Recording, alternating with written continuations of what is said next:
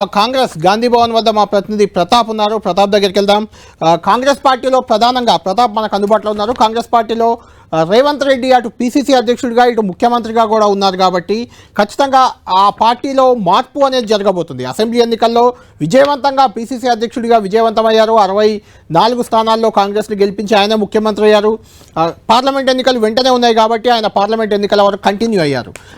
ఇప్పుడు ఎవరు పిసిసి అధ్యక్షుడు కాబోతున్నారు? ఎందుకంటే అధికార పార్టీలో సీఎం ఒక సామాజిక వర్గానికి రెడ్డి సామాజిక వర్గం నుంచి ముఖ్యమంత్రిగా రేవంత్ రెడ్డి ఉన్నారు కాబట్టి పిసిసి అధ్యక్షునిగా ఖచ్చితంగా రెడ్డి కాకుండా మరో సామాజిక వర్గానికి అవకాశం దక్కే ఛాన్స్ ఉంది. ఇందులో ప్రధానంగా బీసీ లేదా ఎస్సీలో అభ్యర్థులకే ఎస్సీలో ఉన్న నాయకులకే ఈ అవకాశం దక్కబోతుంది. అందులో కర్ణాటకలో డీకే శివకుమార్ డిప్యూటీ ముఖ్యమంత్రిగా ఉన్నారు, పిసిసి అధ్యక్షుడిగా కూడా ఉన్నారు కాబట్టి అదే తరహాలో బట్టి విక్రమార్క అవకాశం ఇస్తారు. ఆల్రెడీ డిప్యూటీ ముఖ్యమంత్రిగా ఉన్నారు, ఆయనే పిసిసి అధ్యక్షుడు కూడా అవుతారు ఎస్సీ ఈక్వేషన్లో అనే ఒక ప్రచారం అయితే జరుగుతుంది. అందులో ఎంతవరకు వాస్తవం ఉంది, ఎవరు వచ్చే నెక్స్ట్ పిసిసి అధ్యక్షుడు ఎవరు కాబోతున్నారు? మా ప్రతినిధి ప్రతాప్తో మాట్లాడదాం. ప్రతాప్, ఏం జరుగుతుంది? పిసిసి అధ్యక్ష మార్పు అనేది ఖచ్చితంగా లోక్సభ ఎన్నికల తర్వాత జరగబోతుంది. అసెంబ్లీ ఎన్నికల్లో మంచి ఫలితాలు కాంగ్రెస్ సాధించింది, లోక్సభ ఎన్నికల్లో కూడా మంచి ఫలితాలే వస్తాయని భావిస్తున్నప్పటికీ బీజేపీ నుంచి ఈసారి గట్టి పోటీ అయితే ఎదురైంది. ఈ ఫలితాల ప్రభావం పిసిసి అధ్యక్ష మార్పులో ఏమైనా ఉంటుందా, లేకుంటే ఫలితం ఎలా వచ్చినా కూడా ఖచ్చితంగా పిసిసి అధ్యక్షుడి మార్పు జరగబోతుందా? కళ్యాణ్, ఖచ్చితంగా చెప్పొచ్చు పిసిసి చీఫ్ అనేది మార్పు ఖచ్చితంగా ఉండబోతుంది. ఎందుకంటే ఇప్పుడు పిసిసి చీఫ్గా సీఎంగా రేవంత్ రెడ్డి ఉన్నారు 2 పోస్టులు కూడా, కాబట్టి ఖచ్చితంగా ముఖ్యమంత్రిగా ఉన్న నేపథ్యంలో పిసిసి చీఫ్ని అయితే ఖచ్చితంగా మారాలని కూడా ఏఐసిసి ఆలోచన చేస్తుంది. అసెంబ్లీ ఎన్నికల ఫలితాల తర్వాత ముఖ్యమంత్రి బాధ్యతలు చేపట్టిన తర్వాత పిసిసి వేరేకి బాధ్యతలు అప్పగించాలంటూ కూడా మొదట్లో ఒక చర్చ జరిగింది. కానీ వెంటనే పార్లమెంట్ ఎన్నికల నేపథ్యంలో పార్లమెంట్ ఎన్నికల వరకు కూడా పార్టీ డిస్టర్బ్ కాకుండా ఉండేది. ఎందుకంటే అసెంబ్లీ ఎన్నికల్లో విజయ తీరాలకు నడిపించారు కాబట్టి పార్లమెంట్ ఎన్నికలు కూడా కాంగ్రెస్కు చాలా అత్యంత ప్రతిష్టాత్మకం. కేంద్రంలో గవర్నమెంట్ ఏర్పడాలంటే కనుక ఖచ్చితంగా ఎంపీల సంఖ్య చాలా కీలకం కాబట్టి ఇక్కడ కూడా మళ్ళీ తెలంగాణలో 17 స్థానాలకు సంబంధించి కూడా మెజార్టీ స్థానాలు గెలుపొందాలంటే కనుక పిసిసి చీఫ్ను మారకుండా అట్లే కంటిన్యూ చేస్తే పార్టీ ఎక్కువగా సీట్లు గెలిచే అవకాశం ఉంటుందన్న ఒక ఆలోచనతో ఏసీసీ కూడా పిసిసిని మార్చకుండా అలాగే కంటిన్యూ చేసిన పరిస్థితుంది. సో ఇప్పుడు పార్లమెంట్ ఎన్నికల తర్వాత ఒకవేళ సీట్లు గెలిచినా ఎక్కువ వచ్చినా తక్కువ వచ్చినా ఖచ్చితంగా పిసిసి మార్పు అయితే దాదాపు ఖాయమైన ఒక పార్టీలో అయితే చర్చ జరుగుతుంది. గాంధీ భవన్ వేదిక కూడా ప్రధానంగా పిసిసి మార్పు పైన కూడా ఈ పార్లమెంటు ఎలక్షన్ జరిగిన తర్వాత అంటే పోలింగ్ ముగిసిన వెంటనే కూడా దీనిపై పెద్ద ఎత్తున చర్చ అయితే జరుగుతుందని చెప్పుకోవచ్చు. ముఖ్యంగా ప్రధానంగా పిసిసి చీఫ్కు సంబంధించి కొంతమంది నేతలు అయితే కీలకంగా పోటీ పడుతున్నారు. వాటికి సంబంధించి ఇప్పటికే పార్టీ అధిష్టానంతో కూడా తమకు సంబంధించిన లాబింగ్ కూడా చేస్తున్న పరిస్థితి ఉంది. ముఖ్యంగా ఇప్పుడు ప్రజెంట్ చూసినట్లయితే సామాజిక వర్గాలను కూడా బేస్ చేసుకుని కూడా ఈసారి పిసిసి చీఫ్ వచ్చే అవకాశం ఉంటుందని కూడా ఒక చర్చ జరుగుతుంది. ప్రధానంగా ప్రజెంట్ సీఎంగా రెడ్డి సామాజిక వర్గానికి సంబంధించి సీఎం రేవంత్ రెడ్డి ఉన్నారు కాబట్టి పిసిసి చీఫ్ వేరే సామాజిక వర్గానికి ఇవ్వాలని ఒక ఆలోచన చేస్తుంది. ప్రధానంగా బీసీ సామాజిక వర్గమా లేదంటే ఎస్సీ సామాజిక వర్గమా అనేది కూడా ఒక చర్చనీయాంశం అయితే ఉంది. తెలంగాణ సమాజంలో బీసీ సామాజిక వర్గం ఎక్కువగా ఉంటారు కాబట్టి వీటితో పాటు ఎస్సీలు కూడా చాలా ఎక్కువగా ఉంటారు కాబట్టి ఈ 2 సామాజిక వర్గాల్లో ఒకరికి ఇచ్చినట్లయితే కనుక ఆ సామాజిక వర్గాలను కూడా కాంగ్రెస్ వైపు మలుపుకునే అవకాశం ఉంటుందని ఒక ఆలోచన చేస్తుంది. ముఖ్యంగా అంటే గతంలో తెలంగాణ ఉద్యమం సందర్భంగా దళిత సీఎం అనేది చాలా కీలకంగా మారిన పరిస్థితి ఉంది కాబట్టి ఇక్కడ కాంగ్రెస్ పార్టీ అధికారంలోకి వచ్చిన తర్వాత దళిత సీఎం ఇవ్వలేకపోయారు, దళితులకి ముఖ్యమంత్రి పదవి దక్కలేదు కాబట్టి కనీసం పార్టీ అధ్యక్ష పదవిని ఖచ్చితంగా ఇవ్వాలని ఒక చర్చ అయితే కాంగ్రెస్ పార్టీలో చర్చ జరుగుతున్న పరిస్థితి ఉంది. కర్ణాటకలో ఏ విధంగా అయితే డిప్యూటీ సీఎంగా అదేవిధంగా పిసిసి చీఫ్గా డీకే శివకుమార్ ఉన్నారు, ఇక్కడ కూడా డిప్యూటీ సీఎంగా ఇప్పుడు ప్రజెంట్ బట్టి విక్రమార్క ఉన్నారు. గతంలో ఆయన సిఎల్పి లీడర్గా ఉండి పాదయాత్ర కూడా చేసి పార్టీని విజయ తీరాలకు నడిపించడంలో ఆయన కూడా కీలక పాత్ర పోషించారు కాబట్టి ఇప్పుడు బట్టి విక్రమార్కకు అంటే ఇప్పుడు డిప్యూటీ సీఎంగా ఉన్న బట్టి విక్రమార్కకు పిసిసి చీఫ్కి ఇవ్వాలని ఒక చర్చ కూడా జరుగుతుంది. ఆయన బట్టి విక్రమార్క కూడా తనకు పిసిసి కావాలని గట్టి పట్టుపడుతున్న పరిస్థితి ఉంది. ఖమ్మంకు సంబంధించిన పార్లమెంట్ టికెట్ విషయంలో తన భార్యకు సీట్ దక్కకపోయినప్పటికీ పిసిసి చీఫ్ విషయంలో మాత్రం తనకు సహకరించాలంటూ కూడా ఏసీసీ పెద్దలను చెప్తున్న పరిస్థితి ఉంది. సో ఒకవైపు ఈ ఎస్సీ సామాజిక వర్గానికి సంబంధించిన పోస్ట్ విషయంలో చర్చ జరుగుతున్నప్పటికీ ఎస్సీ సామాజిక కోణంలోనే మరోవైపు అద్దంకి దయాకర్ పేరు కూడా తెరపైకి వస్తున్న పరిస్థితి. అద్దంకి దయాకర్కు ఆయనకు ఎమ్మెల్యే విషయంలో కూడా ఆయనకు సీట్ దక్కలేదు కాబట్టి తుంగతుర్తి నుంచి గతంలో 2 సార్లు పోటీ చేసి తక్కువ ఓట్లతోటి ఓడిపోయినప్పటికీ ఈసారి తుంగతుర్తి సీట్ను త్యాగ చేశారు. అదేవిధంగా ఎమ్మెల్సీలో కూడా ఆయన పేరు తెరపైకి వచ్చినప్పుడు తర్వాత మళ్ళీ వెనక్కి వెళ్ళినప్పటికీ కూడా ఆయన సైలెంట్గా ఉన్నారు. మొత్తం మీద పార్లమెంట్లో కూడా ఆయనకు సీటు దక్కుతుందని కూడా ఆ చర్చ జరిగినప్పుడు కూడా ఆయనకు అక్కడ టికెట్ దక్కపోయినా ఆయన పార్టీ లైన్లోనే పనిచేస్తున్నారు కాబట్టి ప్రతాప్, ఈ మధ్య మీకు గుర్తుండే ఉంటుంది, ఎక్కడో ఒక బహిరంగ సభలో అద్దంకి దయాకర్ పక్కనే ఉన్నారు, త్వరలోనే ఆయనకు పెద్ద పదవి వస్తుందంటూ కూడా ముఖ్యమంత్రి రేవంత్ రెడ్డి స్వయంగా కామెంట్ చేశారు. అంటే పెద్ద పదవి అంటే ఇదే అనుకోవచ్చా? డెఫినెట్ గా మెదక్ సభలోనే మాట్లాడారు. అక్కడ మెదక్ బహిరంగ సభలకు సంబంధించి నీలం మధు పార్టీ అభ్యర్థికి ప్రచారం చేసిన సందర్భంలో ఇదే కామెంట్ చేసిన పరిస్థితి అయితే ఉంది.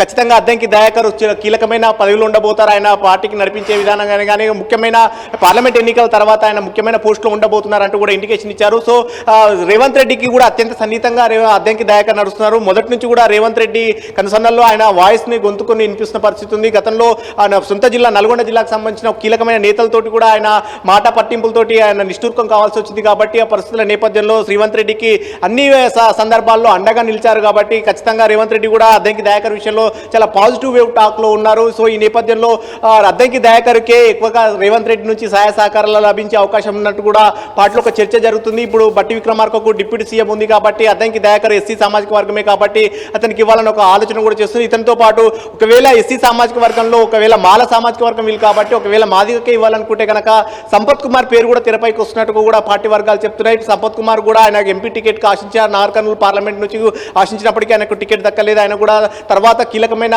పదవులు లభిస్తాయంటూ కూడా చెప్పారు. కాబట్టి ఖచ్చితంగా ఆయన ఒకవేళ పీసీసీ చీఫ్ కి ఇవ్వాలంటే కనుక ఎస్సీ సామాజిక వర్గానికి ఇవ్వాలంటే కనుక అందులోనూ మాదిగ సామాజిక వర్గం తెలంగాణలో ఎక్కువగా ఉంటుంది కాబట్టి మాదిగ సామాజిక వర్గాన్ని మచ్చిక చేసుకోవాలంటే కనుక సంపత్ కుమార్ పేరు కూడా తెరపైకి వచ్చే అవకాశం ఉందని కూడా ఒక చర్చ జరుగుతుంది. ఎస్సీ సామాజిక వర్గాన్ని పక్కన పెట్టినట్లయితే ఒకవేళ బీసీలకే ఇవ్వాలి, దాదాపుగా బీసీలు 50% వరకు ఉన్నారని తెలంగాణలో ఒక ఆలోచన కూడా చర్చ జరుగుతుంది. ప్రజెంట్ ఉన్న సిచ్యువేషన్లో బీసీలకు కూడా ప్రాధాన్యత ఇవ్వాలని కూడా ఒక చర్చ జరుగుతుంది. కాబట్టి ఆ బీసీలకు కనుక పీసీసీ ఇవ్వాలంటే కనుక ఖచ్చితంగా బీసీలకు సంబంధించి కూడా ఒక 2-3 పేర్లు అయితే ప్రధానంగా చర్చకు తెరపైకి వస్తున్న పరిస్థితి ఉంది. ప్రజెంట్ ప్రచార కమిటీ చైర్మన్ గా ఉన్న మదియాష్కి గౌడ్ పేరు ప్రధానంగా చర్చకు వస్తుంది. ఆయన గతంలోనే పీసీసీ చీఫ్ కు సంబంధించి కూడా చాలా తీవ్రంగా పోటీ పడ్డారు. నిజామాబాద్ నుంచి 2 సార్లు ఎంపీగా పోటీ చేసి గెలుపొందిన పరిస్థితి ఉంది. అదేవిధంగా మొన్న అసెంబ్లీ ఎన్నికల్లో కూడా ఎల్బీ నగర్ నుంచి పోటీ చేసి ఓడిపోయారు. ప్రజెంట్ మొన్నటి పార్లమెంట్ ఎన్నికల్లో పోటీ చేయాలని చెప్పి సూచించినప్పటికీ కూడా ఆయన మళ్ళీ తిరస్కరించి దూరంగా ఉన్న పరిస్థితి. కాబట్టి ఇప్పుడు పార్టీకి సంబంధించి ముఖ్యంగా కీలకంగా పీసీసీ పోస్టులో అయితే తీవ్రంగా కృషి చేస్తున్నారని చెప్పుకోవచ్చు. తనకున్న పరిచయాల మేరకు ఏఐసీసీలో కూడా తనకు పీసీసీ కావాలని కూడా గట్టి పట్టుదల కూడా లాబింగ్ చేస్తున్న పరిస్థితి. సో ఈ నేపథ్యంలో మదియాష్కి కూడా పేరు తెరపైకి ఉంది. వీరితో పాటు ప్రజెంట్ వర్కింగ్ ప్రెసిడెంట్గా ఉన్న అంటే వర్కింగ్ ప్రెసిడెంట్తో పాటు ఎమ్మెల్సీగా ఉన్న మహేష్ కుమార్ గౌడ్ పేరు కూడా తెరపైకి వస్తున్న పరిస్థితి. ఆయన వర్కింగ్ ప్రెసిడెంట్గా పార్టీని సమర్థవంతంగా ముందుకు తీసుకెళ్లగలిగారు. కాబట్టి పీసీసీ చీఫ్గా రేవంత్ రెడ్డి ఉన్నప్పుడు కూడా కొన్ని అంశాలకు సంబంధించి సంస్థాగత వ్యవహారాల ఇన్ఛార్జిగా పార్టీకి సంబంధించి గాంధీ భవన్ వేదికగా కానీ కొన్ని నియామకాలు కానీ మిగతా గాంధీ భవన్ వేదికగా నడిపించే వ్యవహారాలన్నింటినీ కూడా మహేష్ కుమార్ గౌడ్ సమర్థవంతంగా నడిపించారు. కాబట్టి ఒకవేళ ప్రమోషన్గా ఆయన కూడా ఇవ్వాలనుకుంటే కనుక ఆయన కూడా తెరపైకి అయితే ఉంది, ఆయన కూడా ఆప్షన్ అయితే ఉందని చెప్పుకోవచ్చు. వీరిద్దరితే కాకుండా అంజన్ కుమార్ యాదవ్, ముఖ్యంగా సిటీకి సంబంధించి అంజన్ కుమార్ యాదవ్ సామాజిక వర్గం గొల్లకుర్మ సామాజిక వర్గం కూడా ఎక్కువగా ఉంటుంది. కాబట్టి తెలంగాణ సమాజంలో సో యాదవ్ సామాజిక వర్గానికి సంబంధించి కూడా అంజన్ కుమార్ యాదవ్ కూడా పేరు అయితే తెరపైకి వస్తుందని చెప్పుకోవచ్చు. అంజన్ కుమార్ యాదవ్ ప్రధానంగా సీఎం రేవంత్ రెడ్డికి అత్యంత నమ్మకస్తుడుగా ఆయన అడుగు జాడల్లో నడుస్తున్నారు. ప్రతాప్, అంజన్ కుమార్ యాదవ్ కి ఏంటంటే అంజన్ కుమార్ యాదవ్ మొన్నటి అసెంబ్లీ ఎన్నికల్లో పోటీ చేసి ఓడిపోయారు. ఆయన కుమారుడికి రాజ్యసభ కూడా అవకాశం ఇచ్చారు కాబట్టి మళ్ళీ పీసీసీ అధ్యక్షుడిగా ఇచ్చే అవకాశం ఉందంటారా? డెఫినెట్గా ఉంది. ఎందుకంటే ప్రధానంగా సిటీకి సంబంధించి కూడా ఇక్కడ ప్రాతినిధ్యం ఉండాలని కూడా ఒక ఆలోచన చేస్తున్నారు. ఆయన సీనియర్ లీడర్ కాబట్టి ఉన్న పరిస్థితుల నేపథ్యంలో కాంగ్రెస్ పార్టీకి మొదటి నుంచి కూడా ఇక్కడ పనిచేశారు. ముఖ్యంగా హైదరాబాద్ స్థానికంగా ఉంటారు కాబట్టి ఇక్కడ గాంధీ భవన్ వేదిక కూడా సేవలు అందించాలంటే కనుక అదేవిధంగా సీఎంగో విధంగా అంటే ముఖ్యమంత్రి స్థానంలో ఉన్న వ్యక్తికి కానీ పార్టీకి కానీ ఎక్కడ డిస్టర్బెన్స్ కాకుండా పార్టీని నడిపించాలంటే కనుక అంజన్ కుమార్ యాదవ్ సీఎం కన్సర్న్లలో పనిచేస్తారు. కాబట్టి వేరే వ్యక్తి వచ్చినట్లయితే కనుక వాళ్ళ అభిరుచులు వేరుగా ఉన్నట్లయితే కనుక ఒక పార్టీ వాయిస్ ఒక విధంగా ఉంటుంది, ప్రభుత్వ ఆలోచన ఒక విధంగా ఉంటే కనుక ఒక గందరగోళ పరిస్థితులు ఉండే అవకాశం ఉంటుంది. కాబట్టి పార్టీ క్యాడర్లో ఒక రాంగ్ ఇండికేషన్ వెళ్ళే అవకాశం ఉంటుంది. కాబట్టి సో ముఖ్యమంత్రి కన్సర్న్లో ముఖ్యమంత్రి ఆలోచన మేరకు కూడా పార్టీని నడిపించాలని ఒక ఆలోచన కనుక పార్టీ అధిష్టానం కనుక చేసినట్లయితే కనుక Anjan Kumar Yadav same as it is గా రేవంత్ రెడ్డి ఆలోచనలకు అనుగుణంగా పార్టీని నడిపించే అవకాశం ఉంటుంది. సో ఈ నేపథ్యంలో ఒక యాదవ్ సామాజిక వర్గంతో భాగంగా బీసీ సామాజిక వర్గానికి కూడా అవకాశం కల్పించినట్టుగా ఉంటుంది. ముఖ్యంగా ఇప్పటికే రెడ్లకు అంటే గౌడ్లకు బీసీలలో చూసినట్లయితే మంత్రివర్గంలో గౌడ్లకు ప్రాతినిధ్యం కల్పించారు. కాబట్టి సేమ్ బీసీలలో ఇప్పుడు మంత్రివర్గంలో ఎవరికి అవకాశం లేదు కాబట్టి పార్టీలో సముచిత స్థానం కల్పించినట్లయితే బాగుంటుందని ఒక ఆలోచన కూడా చేస్తుంది. ముఖ్యంగా తెలంగాణ సమాజంలో కురువ యాదవ్ సామాజిక వర్గం కూడా చాలా ఎక్కువగా ఉంటుంది. కాబట్టి వారిని కూడా సాటిస్ఫై చేసుకొని వారిని కూడా పార్టీ వైపు మలుపుకునే అవకాశం ఉంటుంది. కాబట్టి ఆలోచనలు కూడా చేస్తున్నట్టు కూడా తెలుస్తుంది. సో అందులో భాగంగా అంజన్ కుమార్ యాదవ్ కూడా ఛాన్స్ దక్కే అవకాశం ఉంటుందని కూడా చెప్పుకోవచ్చు. సో మొత్తం మీద బీసీ సామాజిక వర్గంలో చూసినట్లయితే మదియాష్కి గౌడ్, అదేవిధంగా మహేష్ గౌడ్, అదేవిధంగా అంజన్ కుమార్ యాదవ్ ఈ 3 ఛాన్సులు ఉన్నాయి. విధంగా ఎస్సీ సామాజిక వర్గం చూసినట్లయితే ముగ్గురు పేర్లు కూడా తెరపైకి వస్తున్న పరిస్థితి. సో మొత్తం మీద ఈ పార్లమెంట్ ఎన్నికల ఫలితాల తర్వాత ఎవరికి దక్కుతుంది అనేది కూడా వేచి చూడాల్సి ఉంటుంది. కళ్యాణ్, అయితే ప్రతాప్, ఇంకొక ఇంట్రెస్టింగ్ పాయింట్ ఏంటంటే అటు జగ్గారెడ్డి, సంగారెడ్డి నుంచి మొన్న ఎమ్మెల్యేగా ఓడిపోయిన జగ్గారెడ్డి కూడా తాను పీసీసీ అధ్యక్షుల రేస్లోనే ఉన్నానంటూ అప్పుడప్పుడు హడావుడి చేస్తున్నట్లయితే కనిపిస్తుంది. అంటే ఆల్రెడీ ముఖ్యమంత్రిగా రెడ్డి సామాజిక వర్గానికి చెందిన రేవంత్ రెడ్డి ఉన్నప్పుడు జగ్గారెడ్డి గతంలో వర్కింగ్ ప్రెసిడెంట్గా ఉండేవారో తొలగించినట్టున్నారు. ఆయనకు పీసీసీ అధ్యక్షుడిగా ఇచ్చే అవకాశాలు ఏమైనా ఉన్నాయా? ఆయన ప్రచారం అయితే జరుగుతుందని చెప్పుకోవచ్చు. ఎందుకంటే మెదక్ పార్లమెంట్ ఎన్నికల సందర్భంగానే ఆయన సంగారెడ్డికి వచ్చిన సందర్భంగా అక్కడ నర్సాపూర్లో జరుగుతున్న సభ సందర్భంగా కూడా జగ్గారెడ్డి చాలా కీలకంగా ఉంటారు. ప్రభుత్వ పనులంతా కూడా నేను చూస్తాను, పార్టీ పనులంతా కూడా జగ్గారెడ్డి చూడాల్సి ఉంటుంది. నేను ప్రభుత్వ కార్యక్రమాల్లో బిజీ ఉన్నప్పుడు పార్టీని నడిపించేది రథసారథిగా జగ్గారెడ్డి ఉంటే బాగుంటుందని కూడా ఒక కామెంట్ సీఎం రేవంత్ రెడ్డి చేసిన నేపథ్యంలో పీసీసీ చీఫ్ గా కూడా జగ్గారెడ్డికి ఛాన్స్ దక్కే అవకాశాలు ఉంటాయి. నేను అడిగేది ఏంటంటే ఆల్రెడీ అధ్యక్షుడిగా రాష్ట్ర ముఖ్యమంత్రిగా రేవంత్ రెడ్డి సామాజిక వర్గమే జగ్గారెడ్డి కూడా. అట్లా ఒకే సామాజిక వర్గానికి ముఖ్యమంత్రి పీసీసీ ఇచ్చే అవకాశం అసలు ఉందా? ఆ ఛాన్స్ అయితే చాలా తక్కువగా ఉంటుందని చెప్పుకోవచ్చు. ఎందుకంటే సేమ్ సామాజిక వర్గానికి ఆల్రెడీ ఇప్పటికే కాంగ్రెస్ పార్టీ రెడ్డిలకు ప్రాధాన్యత ఇస్తుందండు.